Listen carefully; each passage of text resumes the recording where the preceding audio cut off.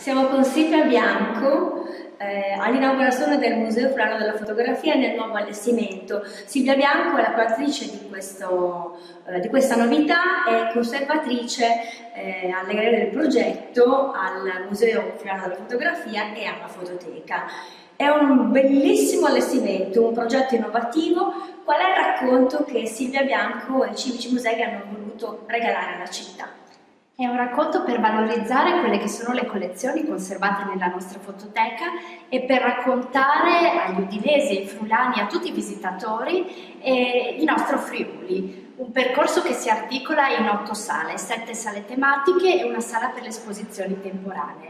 Si parte dal racconto delle nostre collezioni, la storia della fotografia e delle tecniche messa a confronto con la storia della fotografia a Udine. Si arriva poi nella sala dei ritratti, una sala dedicata ai paesaggi e quello che ne mancava, una sala che racconta la storia della nostra città, dalla metà dell'Ottocento fino a oggi. Per farlo abbiamo utilizzato diversi mezzi come cosa che caratteristica gli allestimenti contemporanei, quindi le fotografie, tutte le fotografie esposte sono degli originali e ci tengo a sottolinearlo, questo per dare valore alla fotografia come arte, al supporto sul quale è stampata la fotografia e dare valore anche agli autori delle fotografie.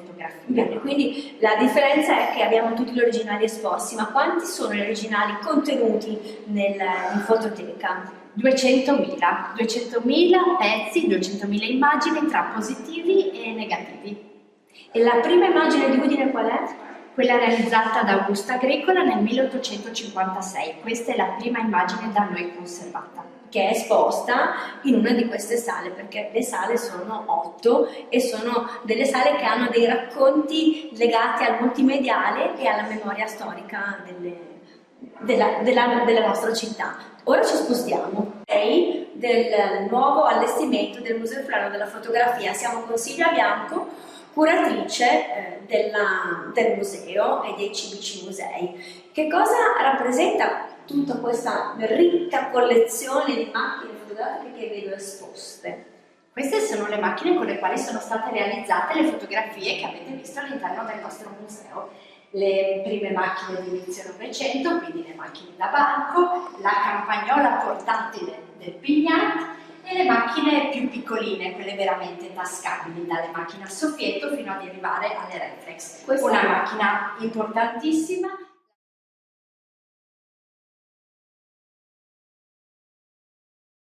Nell'anno giusto.